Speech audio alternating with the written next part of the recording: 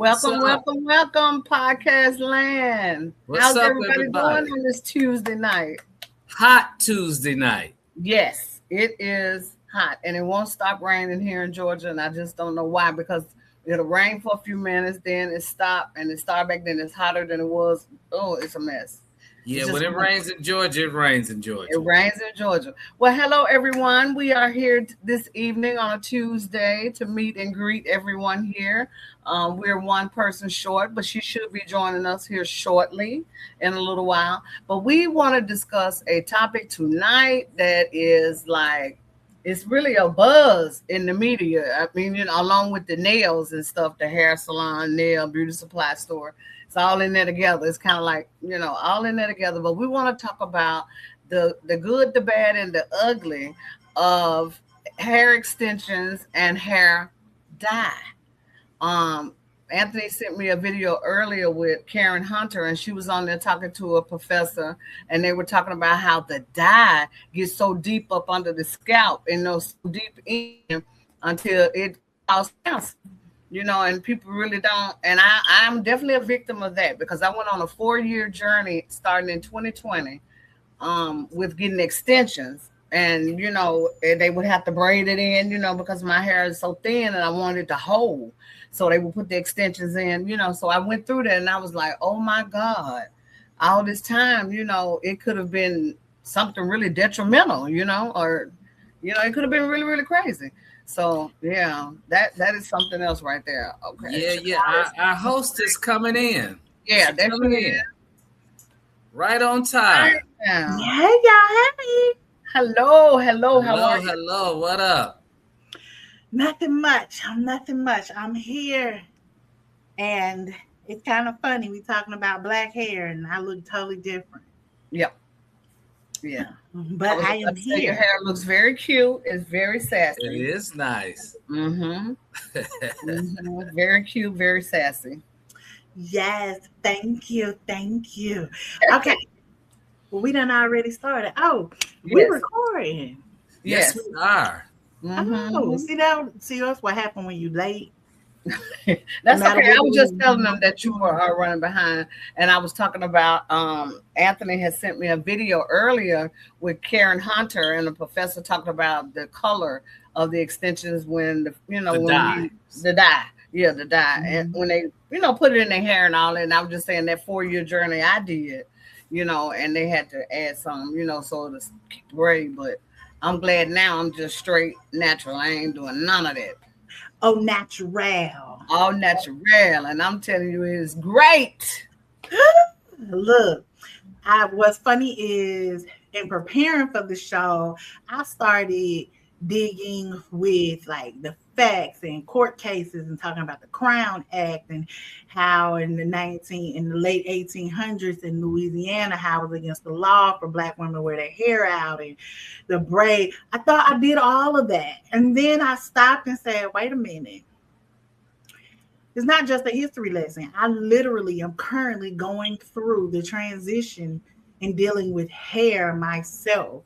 So yes, I can bring all of those points in, but this is about in dealing with my shit, that self-care and inner peace part.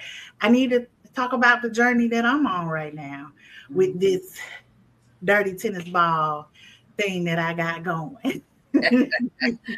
Not the dirty tennis ball. Well, I was just out in the sun, so it looks just a little dry. And then, look, this is my favorite part, though. You see that little piece right there? It's gray, right? Oh, snap, you got a little gray up there. Yeah, it look like a little netball. Girl, I found some in mine, too, but it's just like a little bit. I was like, oh, there you go, right there. I'll be looking for it. Well, being the only man on the show and bald, so me and the hair thing.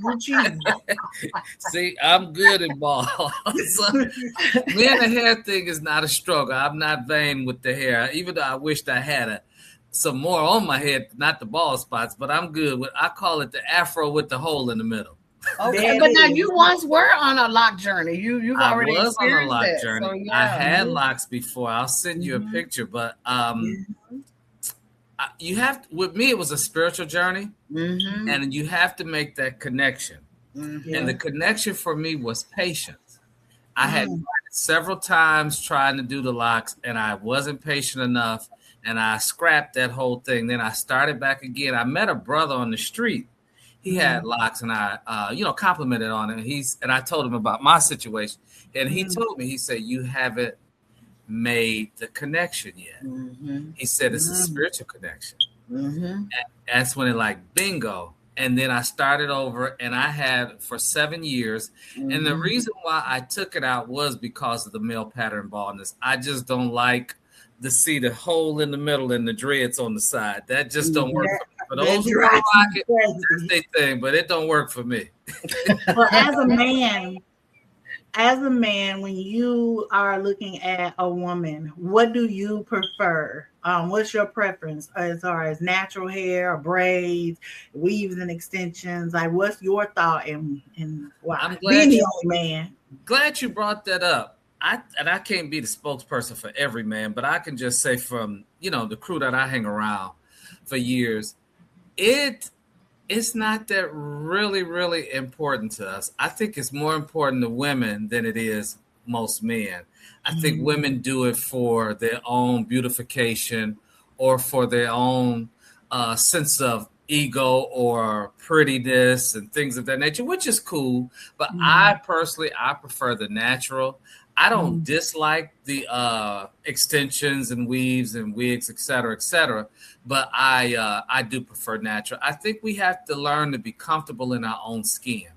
And I think that Eurocentric of beauty have permeated and dominated and messed us up so much to if the women don't have the long flowing hair like the European women, black women don't have that. That's that standard beauty. They don't feel beautiful. And I think it's a lot of beautiful women with natural hair, with gray hair, and even without any hair. They rocking the bald heads. Yeah. They are. And some of it looks very well. Now, what's funny is you bring up the Eurocentric way of looking at things, and I personally thought the same thing too. But what I learned in preparing from this show is that a sew-in was crowned and patented first by a black woman. Wearing somebody else's hair attached to your own head is not new. Hair extensions go back to ancient Egypt, 3000 BCE, and they were used across African civilizations long before that. Egyptian women braided extensions into their natural hair, using beeswax and resin. Archaeologists have pulled them out of the tombs. In pre-colonial West Africa, hair was its own language. The way a woman wore her hair told you what tribe she was from, her age, whether she was married, how wealthy her family was, what religion she practiced. Skilled hair artists spent days creating styles for one person. Braids, twists, elaborate sculptural shapes, threading with cord, extensions woven into existing hair. This was Black women adorning themselves for thousands of years before this country ever. Then the transatlantic slave trade happened. And when enslaved African women were shipped to the Americas, the first thing the enslavers did was shave their heads on purpose, because they understood that the hair carried their culture, the tribe, the identity, the lineage, the art. Shaving the head was an act of erasure.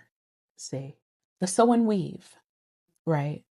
The actual modern technique that most Black women use today was invented by a Black woman. Her name was Christina Jenkins. She had a science degree from Leland College, class of 1943.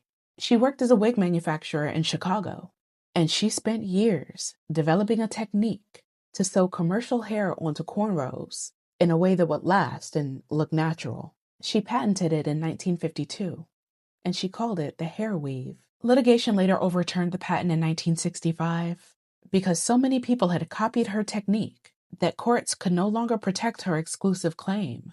Listen to me again, okay? A Black woman invented something so good that the system stopped protecting her ownership because everyone else was using it. Her name and put it on here. What was the name of it?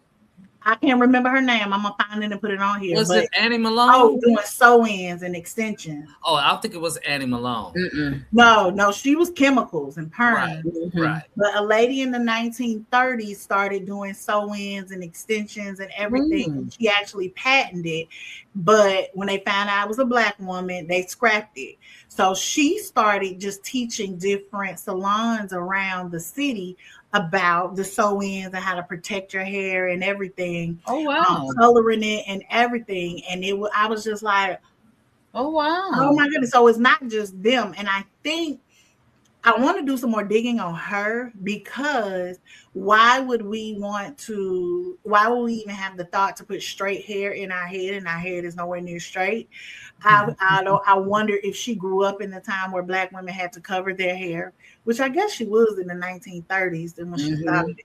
But when a Black woman had to cover their hair, or Black woman wanted to be received more professional, or even if it's a light-skinned woman, if you had straight hair, you could pass easier. So I wonder where she had the idea to even come up with it. But we look at it as a Eurocentric thing, and I guess it is in their standard of beauty. However, we again took something that they bestowed on us. This is my opinion too. We took something they bestowed on us and made it ours, and then they turned around and took it again. That's common. That's what they do. That's what they do. That's what they do. And then just, I mean, even like when I sit and I think and I try to think back to when I was growing up, the wigs was the most that I would see the women when I was growing up, like, 8, 9, 10, 11, 12. You would see the women that would have on, the wigs or the long wigs or whatever. But all the, like, the extensions and manicure and pedicure and all that, they weren't, I mean, I'm sure they were doing it, but that wasn't exposed to us, when we were coming up. So I think a lot of people get into it. And like you said, for fashion, for beauty, to look good, and not really knowing that your natural hair is really the way you need to go. You know what I'm saying? It really is. I mean, I'm just saying, Look, I will say, I'll start. I know everybody, I had my locks and I was popping. I had got locked in 2014. My sister locked, and I absolutely loved it. I feel like it was the best investment, the best decision I ever made by far for my hair. One reason, because I hated combing my hair. But that's a whole nother story on why I hated combing my hair, and it's not because of abuse. But I hated combing my hair. So I will say I did a big chop in 2008. And after my hair grew back, I just wore braids. Like, I was that person that took my hair down on Friday, let it rest on Sunday. I washed it on, let it rest on Saturday, wash on Sunday. Monday, I was in somebody's chair. And I just didn't like combing my hair. I have this funny texture hair. It's soft. It looks like it's matted dog, but it's so soft and it feels so good to play in. But my hair is just weird. It's always been. So I locked it after about 5 or 6 years of doing nothing but braids. And it was the best decision ever. So here we go. January 12th, I'll never forget the day. I sat downstairs in my bathroom and I just cried. I cried. I've never been the person that thought your emotions or stress, or not stress, trauma and all of that was attached to your hair. I didn't understand it. I'm like, it's hair, it's dead, it's growing out of your head. I do know the connection with that's what makes you feel pretty as a woman. You want to do different things, but I never attached it to emotions until I put that first snip. When I cut that first little bunch off, I just cried and cried. You see where you made the connection? Because when I sat in the barber chair to get my locks cut, I was like, no, I ain't going to do it. I got up several times, and then I went, and he started cutting, and a whole sadness just came. I think a tear might have dropped, but I like, well, F it, it's done now. Yeah. I was very reluctant. It's done. But you bring a very good point. We accredit to Black Hair Care to Madam C.J. Walker. Well, she was very well known for it, or brought it to more prominence, and I'm sure there were others before her. I know Annie Malone was. Yes. Everything that Madam C.J. Walker did, Annie Malone did, and we had spoke about her before. She was the highest paid taxpayer in the state of Missouri. She owned a whole block.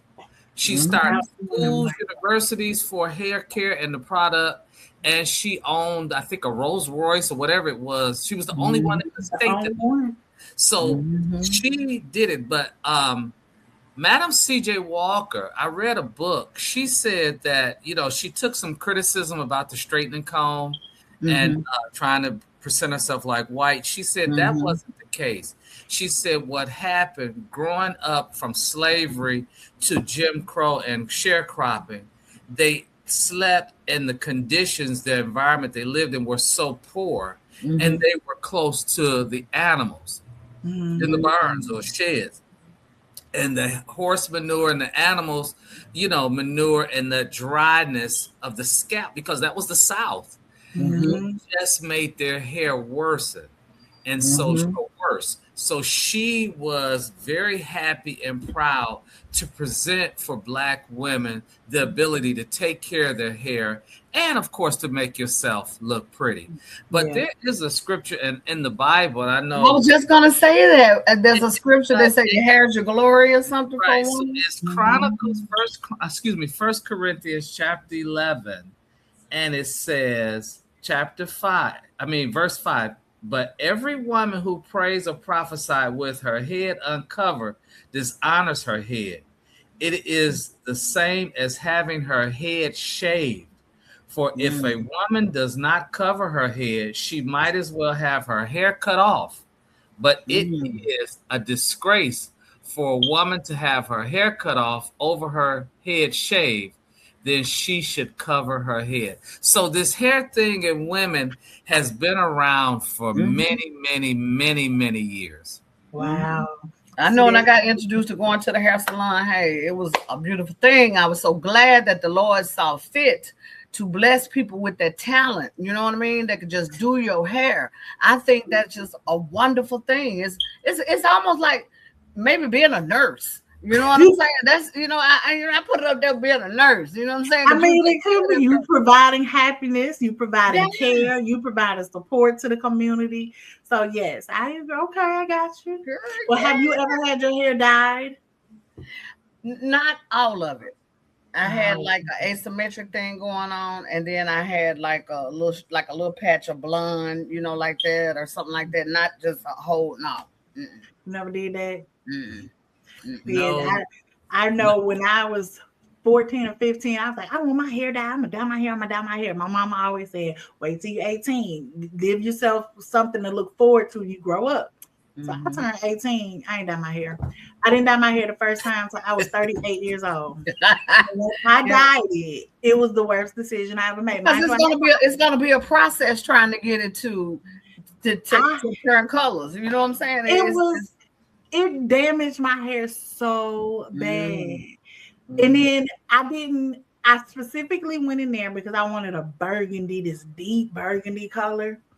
I remember saying, I don't want to look like Ronald McDonald. I walked out there looking like damn Ronald McDonald. Red. It was red. And I used to try to fix my clothes to match my hair a little bit. But it's hard to lift black hair, natural black hair. It's hard. I didn't want it lifted. That was the point. You wanted to lighten up, right? I just wanted the red on top of my dark hair so it'll be burgundy. But she ended up lightening it and then putting the red, and they turned it red. Yeah. And it took about 6 to 8 months for me to actually like my hair after that, because that's when the red started going away, it started turning orange. And I'm like, okay, I might like it now, but that's why, when I thought I was, popping like salt and pepper, you know what I'm saying? I would go and give it like a little patch, a little purple right there, and then she'd turn that patch back. Then I might go get a little something, but never, because I was like, no, I wasn't doing that. Yeah, did you get a chance to see that video, Shakira? In that, he talked about the VOCs in the dyes. And they're cancer-causing agents, carcinogens. And it wonder why so many because it's getting to your immune system, your lymph nodes, why so many Black women have fibroids and lupus now. And those chemicals, they have also said that the chemicals in those hair salons, they affect the male chromosomes. Ooh. I had read somewhere in research, so they wanted to attribute that for turning guys gay or whatever, but we know that's not the case. You push me. Right, but I think what they meant probably is more effeminate characteristics coming out because of the exposure. I think that's probably what they meant. But nonetheless, we don't know anything about this. And I think, again, it's sad that we, as a race, that we go through so much for acceptance and to feel good about ourselves. But in the same time, we're really destroying and killing ourselves. I mean, because when you look at these, women that with the BBLs, you know what I'm saying? I mean, it's like you rather take a chance on laying on the table and dying, because people have died, you know what I'm saying, from getting BBLs.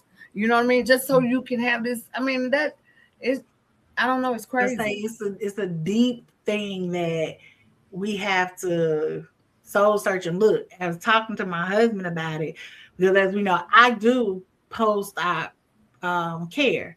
And just talking to him about it, he was like, women don't do that for us. Don't blame it on us. Exactly. It's something in a woman that wants to get that stuff done.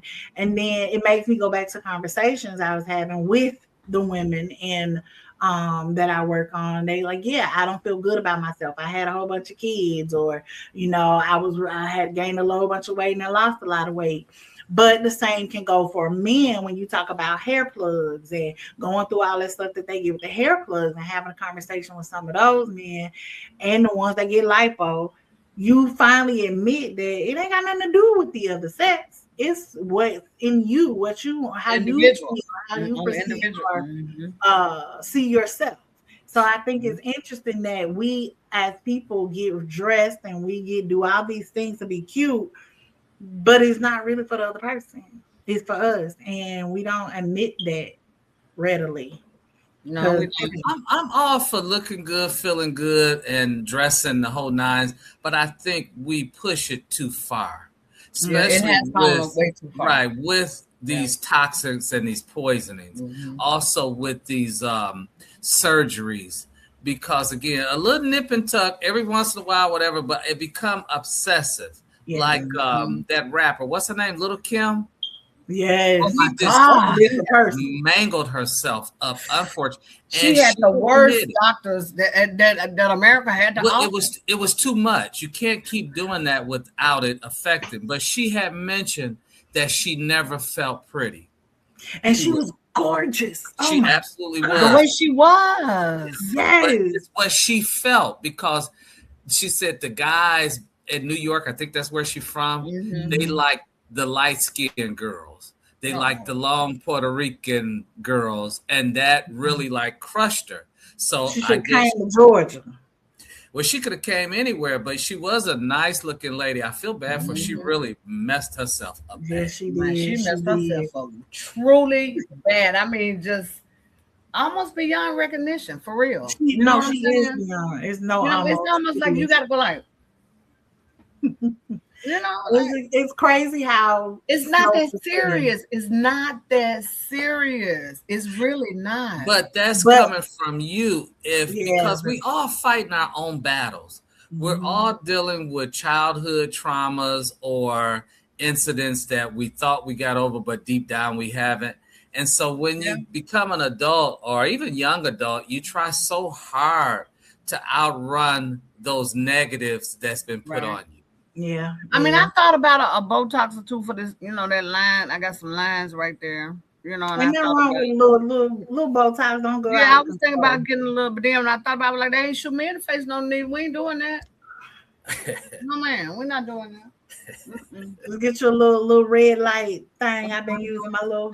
I got this little thing that what I'm saying. They squirt out a little cream and you rub it in, and hey, maybe to go away that way. Maybe to go. Like you said, we do have our little issues. Otherwise, I just have to wear it like it is. But I remember that time, because I had wrote that speech for you. I think you had to go out to California, and it was about something with Black women, but because it was with the confident women. But nonetheless, I did some research on the hair extensions and pieces. Okay. The natural hair versus synthetic hairs for the weave or whatever. Most of it comes from Brazil. And India. It's a global hair market, about $15.5 billion a year annually. and North America leads the market. So that's us. While sales in Asia Pacific is growing fast, and countries like China, India, the hair products dominate the market. Well, I looked at India. So they have those women, they go to an open marketplace or wherever, and the guy or lady, for that matter, they shave their head off with the razor. Yeah. And they continue to use the same razor with the blood, and that's how some bloodborne pathogens is passed along, especially HIV. But they do it because of the poverty. They have to sell their hair for monies, and some they eat. Also, when I was doing the research, they say that if people in African nations and in South America, that people would fall asleep, like out in the public or whatever, that people would shave them. Cut their hair. Yeah. Wow. Yeah. I know. And in some countries, they even, women, it's a religious sacrifice to give it up. And there's somebody there, they just poaching hair and they put it in baskets and they just bringing it on and cleaning it up. And I'm like, that sacrifice, those people don't even get the benefit of their sacrifice, because there's somebody that's a poacher that's there waiting on them to cut their hair off. And the money, at least the other people get the money, but these sacrifices, I guess it's just so. It's just like the program that they have, for cancer. You know what I'm saying, here in America, where people I love that off and and go and this thing. What you mean by the? I'm not sure what you're talking about with the cancer. What do you mean? There's a program where people you grow. Oh yeah. I got you. Cut it out. I think that is the most beautiful. That's what they talked about in that research I pulled up. They say they do use some of the hair for people going through those treatments that take out the hair, and also people who suffer from alopecia. Right. Yeah, but because in the hair world, you have two kinds. You have the synthetic, and then you have the human. You got the human that actually was supposed to, so they say, came off a human. Then you got the synthetic that I don't know what they be doing with it to get it, but boom, boom, boom, they get it. So there's actually, you can purchase human hair. Yeah, but it's still processed and it's still laced with chemicals. And just like the man said today, I think his name is Dr. James Rogers. And he said those chemicals, you're putting them right on your head. Into the scalp. Yep, to your brain and lymph node system. So all that cancer and breast cancer, even with deodorants, and people use Vaseline. But you know what Vaseline is? Petroleum jelly. Petroleum is gasoline. It's oil. Yep. That's why they say wash your bundles. Wash your bundles. You're not gonna get it all out, but you're gonna get most of it out. Wash your hair before you put it in your head. Right. And it's to keep those chemicals and keep those things. And I just be like, man, I don't even want to wash my own hair. I don't want to do that. A long time I gotta wash something to try to put it in my hair.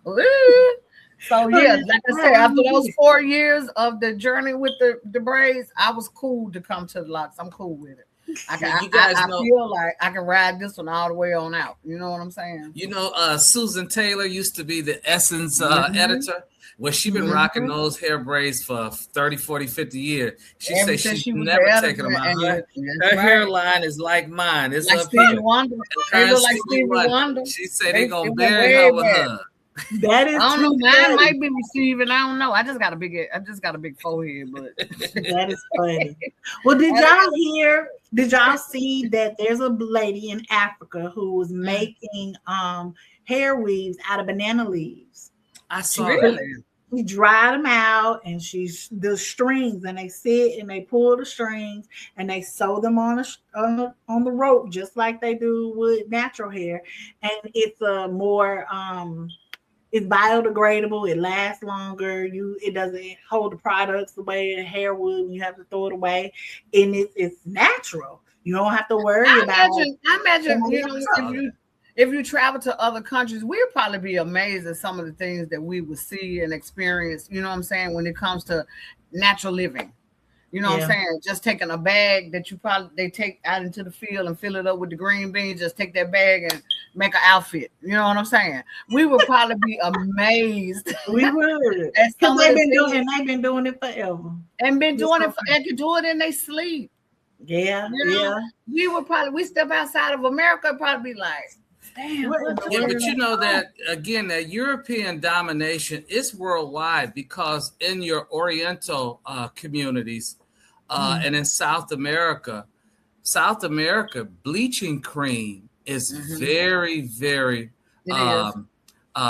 productive. Is very in demand, shall I say? And in some African countries, absolutely, they got Africa. They have campaigns. They have billboards out. White is right. Bleaching.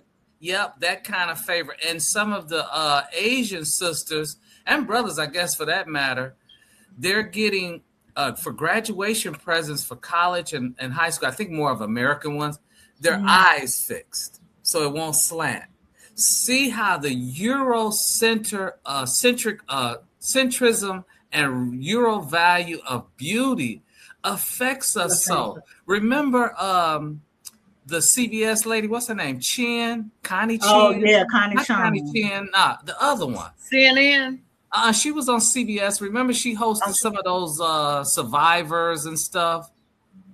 Lucy? No, not Lucy Lou.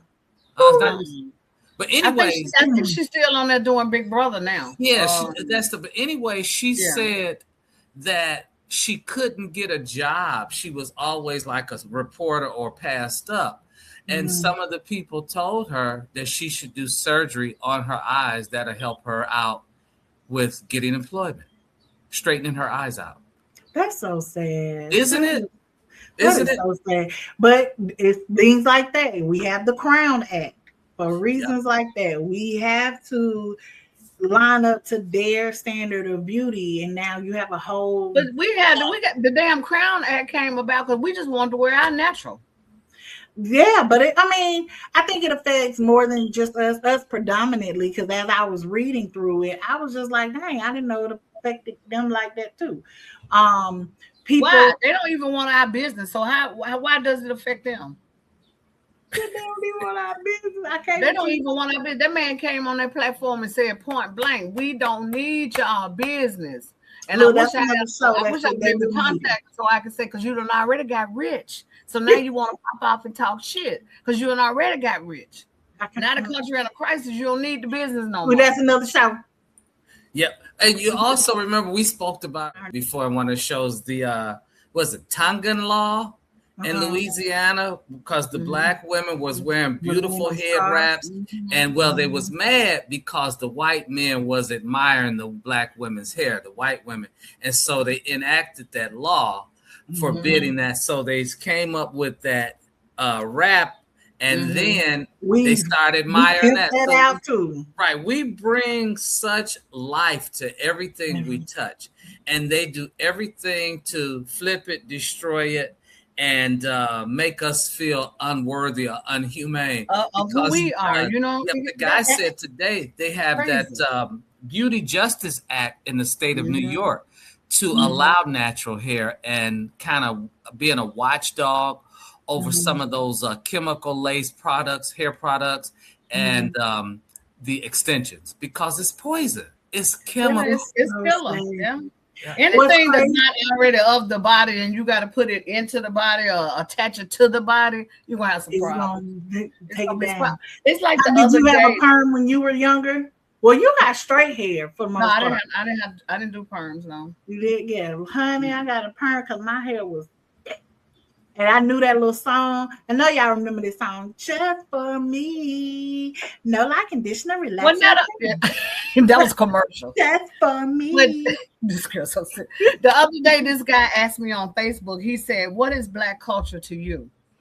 And I said, great question. I said, Black culture to me is what we have presented as people, as black people, our food, our style of dress, our music, hair, our music, the way we move, the way we dance, you know what I'm saying? Everything that is Black culture, other cultures want it. That's what Black culture is. It starts with the food and the dancing and the music and the way we dress. We the best dressers, you know what I'm saying? I mean, it might be a little, psychedelic sometimes.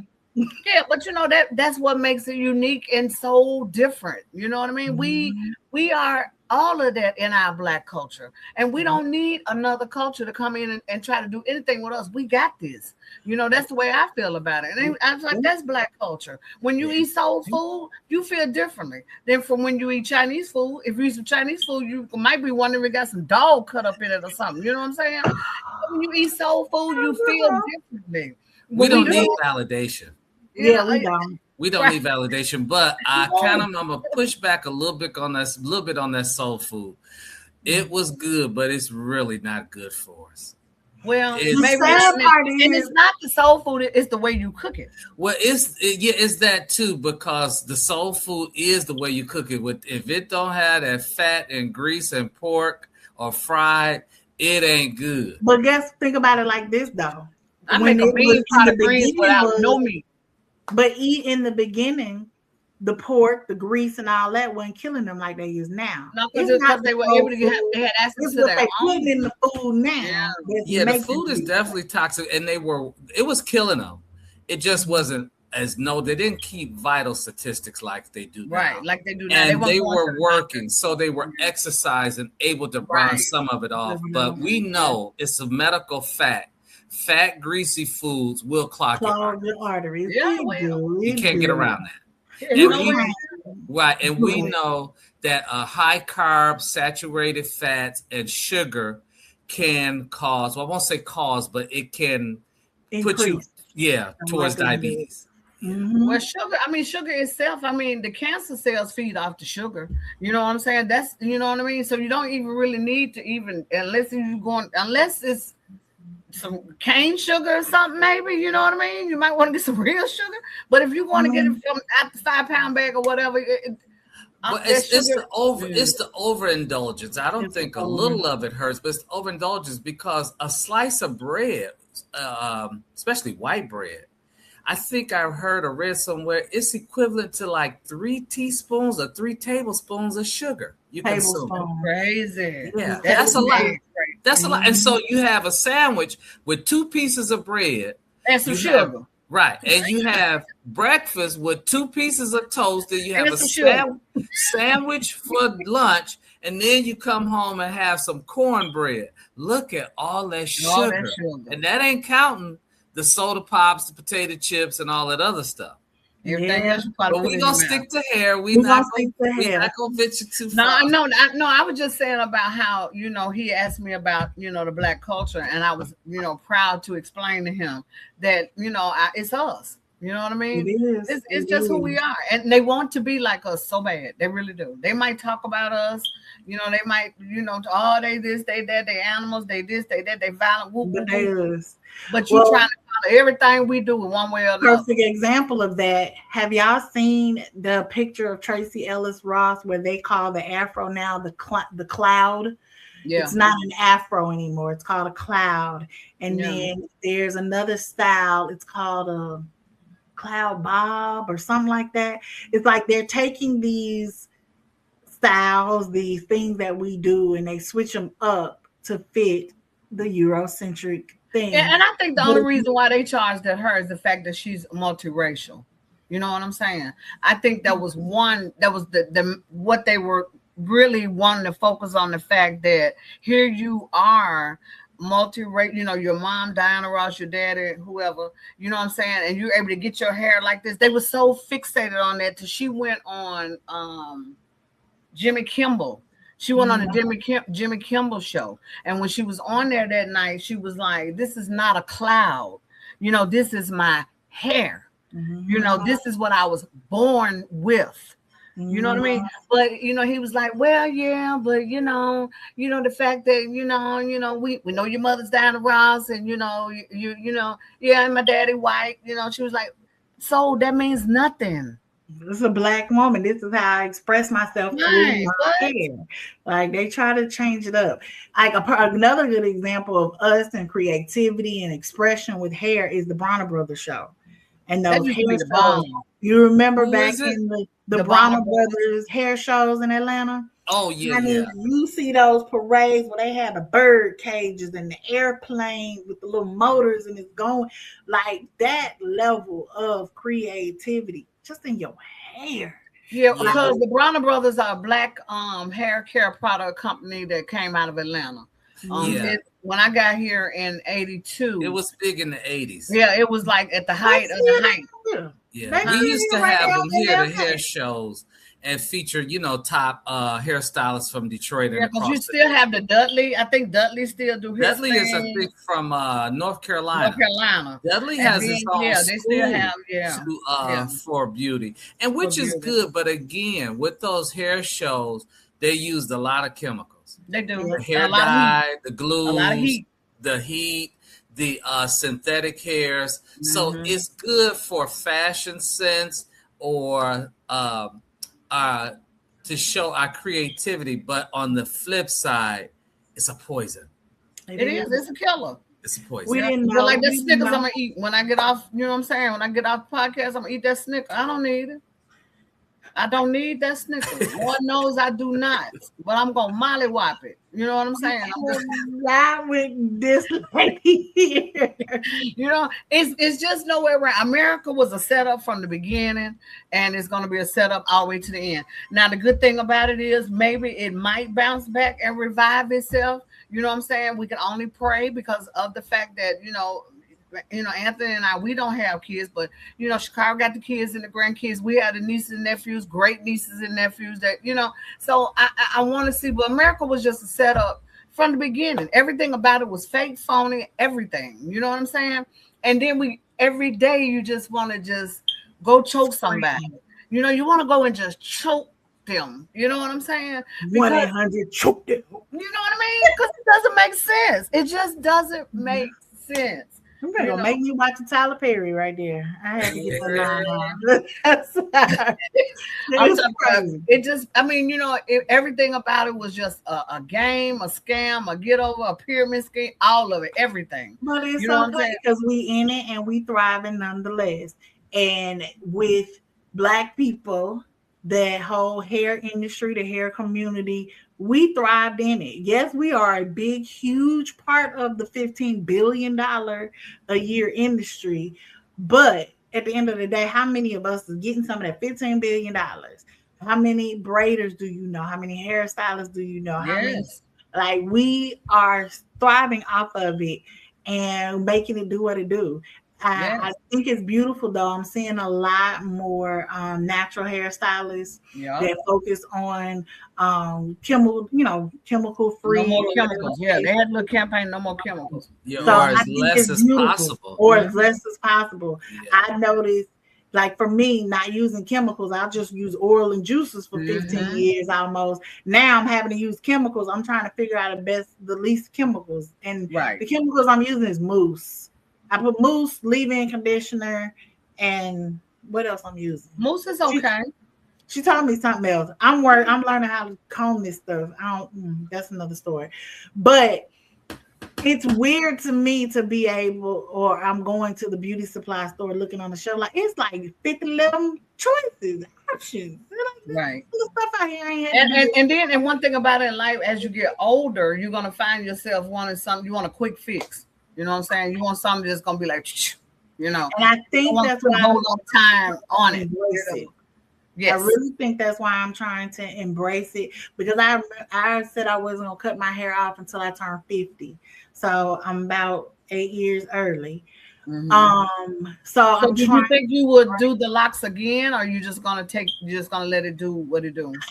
I don't know yet, because I was dead set on locking it up by the end of the year, letting it grow out, just keep it braided, because I didn't want to comb it.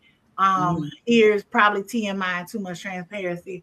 When I took it out, I'm gonna say about 2 weeks ago, I totally forgot I had to comb my hair. Didn't put a comb in my hair for like a week. I forgot. And I had to realize I didn't own a comb. I didn't own a brush. I don't have a comb on my blow dryer. I don't have detangling. I literally had to go buy all of that stuff. So it's an afterthought. And so now I spent too much damn money already. But I don't know, because I'm trying to embrace it. Like, I like it, but I don't like it. What y'all think? Y'all like the hair? Yes, I like the sassy look. I like definitely natural. But see, you just talked about it. It's a money-making venture. So they use the marketing skills to mess with our minds and make us think we need this or we're not deserving. You don't look good. And that's what they want. You had to go buy all that stuff, detangle, moves, et cetera, et cetera. That's what it's all about. But because you had mentioned about American the Rage, that's what James Baldwin said. James Baldwin said in 1961, to be a Negro in this country and to be relatively conscious is to be in a rage almost all the time. It's what they call social determinants to health. And those under this oppressed system, all that affects our hair growth, nail, our health, everything. Yes. And so we have to learn how to relax under these circumstances, which we have done a great job, because I don't think any other persons on the earth could have survived what we've been through in this country and still survive. Right. So, but we have to make sure we take care of ourselves, our mental health, physical, spiritual, the whole 9 yards, because they all work together. They definitely all work together. It's kind of funny that you said that about our hair and health and calming down. Like, another reason why I'm kind of self-conscious about my hair this way is because I have a stress spot right here where this spot of my hair just does not grow. It's there, but when I stress, this part of my hair literally falls out. I have been this bald in the center of my head at times. And I had my locks growing everywhere else. So I would always keep it up and keep it, tight, cute and everything. And then when whatever that was life and moment that had my hair falling out, when it was over or when I grabbed a hold to it, it would grow back. Like no problem. When I cut my hair in January, I was bald. It wasn't skin to skin, but I was bald right there. And here it is, it's May. It's gone. Yeah, stress will affect all parts of the body. But there's a book. Remember, the body keeps score. Oh, yes, it does. Keeps score. And when it wants to pay back, it's going to come in many ways. From the score, when they total it up and count it, you got to pay it one way. Read what you sow. Karma is a bitch. There's in the chiropractic world, this was my thing that I made up. When you say the body keeps score, I used to tell people, because they would say, I got into a car accident 10 years ago, and then before I got in right as I seen the accident coming, my body started hurting before the people even hit me. And I said, your body is like that best friend that you put a wall up to because something happened. And people were like, what do you mean? So you have somebody you grew up with your whole life. They sleep with your husband. You might still hold on to that friend, but you're going to have a wall up. And every time something remotely looks like what that situation was coming up, it's going to spaz up. It triggers. So yes, your body will keep score. You're going to hear a loud noise and your body will tighten up. You're going to be in the same conditions riding down that same street and it's going to change. Your body does keep score. And that stress spot, it remind my mama loved to tell the story. The reason it started because I was 15 and I did not wait for my mama to put a perm in my hair because I wanted to take pictures this weekend. You did it yourself.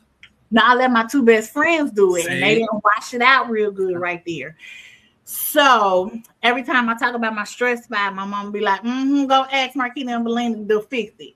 I be like, that was 26 years ago. You still gonna bring that up? Yeah, they will.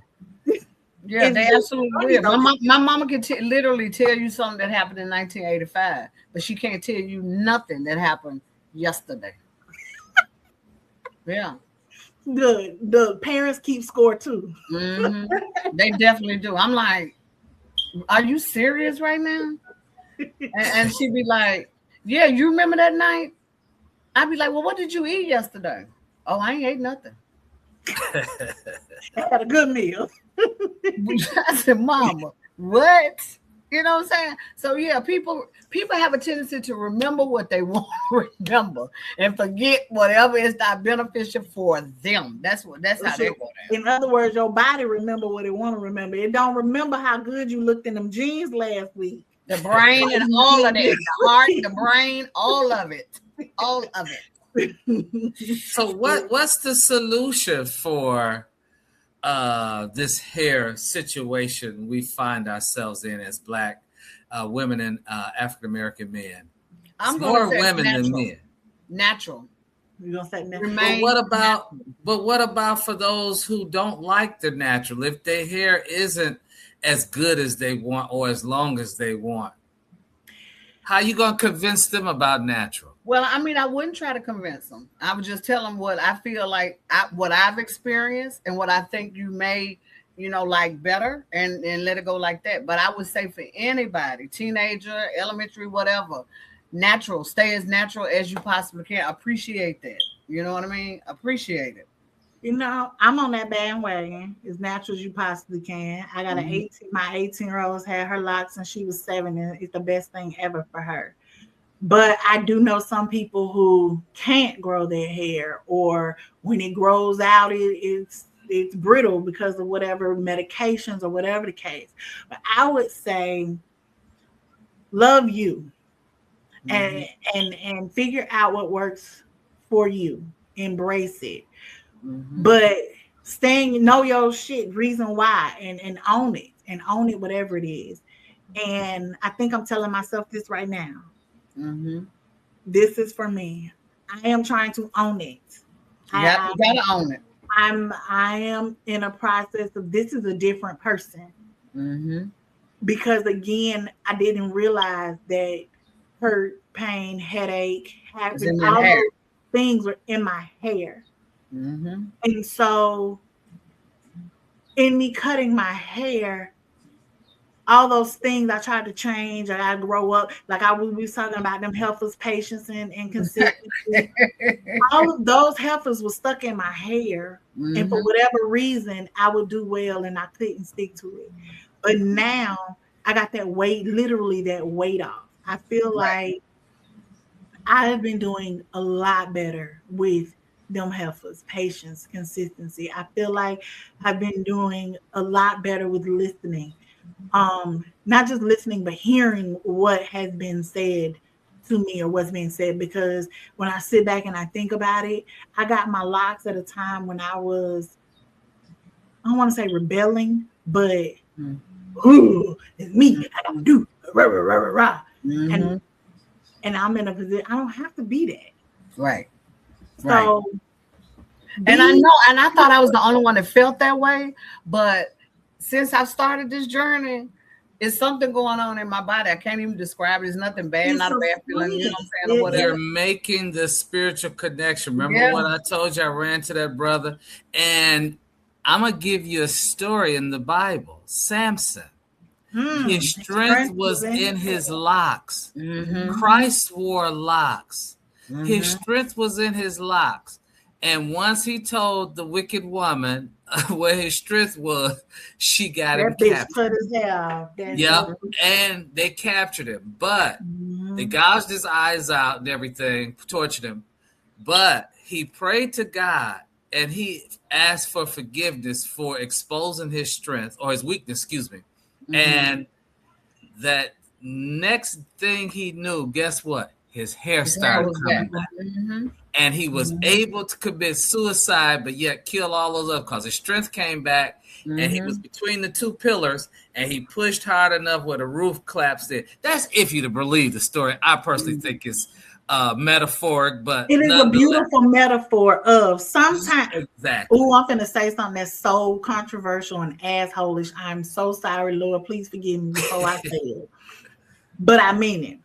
It is very, just like our friend Charlie Kirk says, some sacrifices have to be made for the greater good.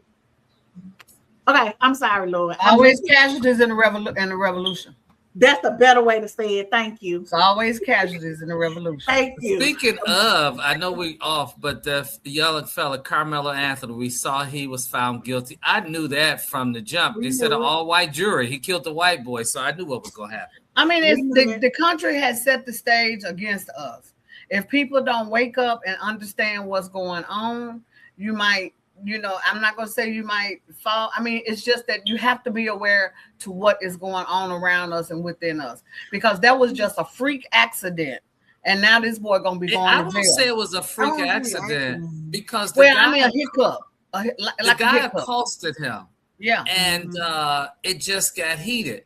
And unfortunately, he had a knife on him and stabbed the guy. And unfortunately, the guy died. I said from jump manslaughter, I give him that. It was he went a little too far. I won't necessarily give it manslaughter. I think it was self-protection. Self-defense. It was two of them. It was him and his twin brother. The reason I say manslaughter is because you didn't just do it once or twice. You overdid it. And you knew that, and he didn't have a knife, but he had a knife. So you went. But it was two of them. Overstood. I'm thinking from a non-emotional legal standpoint. When you look at the law, he went after them with more force than what he had. I feel like it was a black boy and a white boy, and that was case closed. Well, it might have been some kind of temporarily insanity. He zoned out because very rare stab victims have only one. It's usually multiple stabs, and especially if emotions are there, if it's a crime of passion like a husband, wife, or domestic, you see more than one. But his emotions was high. It was that fight or flight. It was that fear. It was that fear. It was multiple. It was like either if I don't get them off of me, they're going to do me. And I more than understand that. I am on the baby side. I am. I'm just trying not to be, I don't know the word that I'm looking for.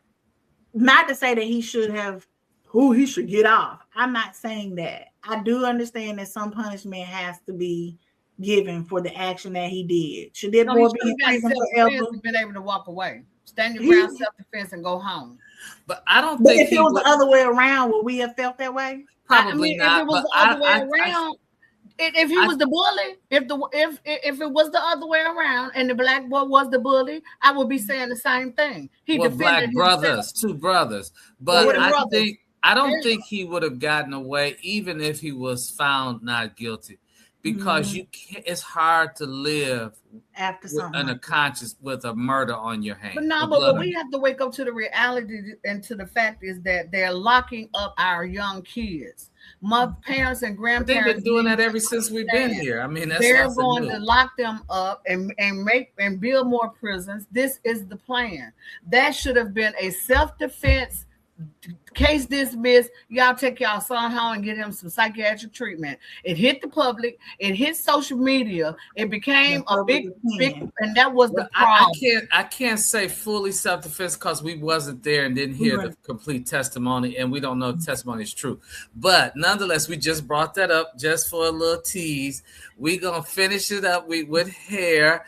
I would tell, just like Shakira said, when I talk to my clients, of course, it's not reference to hair, but it's, going through diagnoses and sometimes sexual identity. I tell them always, love yourself, respect yourself, accept yourself. Don't let anybody tell you who you are and who you're supposed to be. Be who you are. You can be a better self than a copy of somebody else. That's right. Malcolm X said so true. I like that. Malcolm X said it. Don't let nobody change who you are. Be who you are. Love yourself for yourself. That's what he said. Learn who that is going to know that person is going to change over time. Now I'm talking to myself again. Know that person is going to change over time. You're going to reinvent yourself. And that's okay. That's okay. Reinvent the wheel. Look at Madonna. She did it so many times. She reinvented her career for real. Look, that's the first time I done had to do you like I do, Stacey. I just You know? Well, I love Madonna.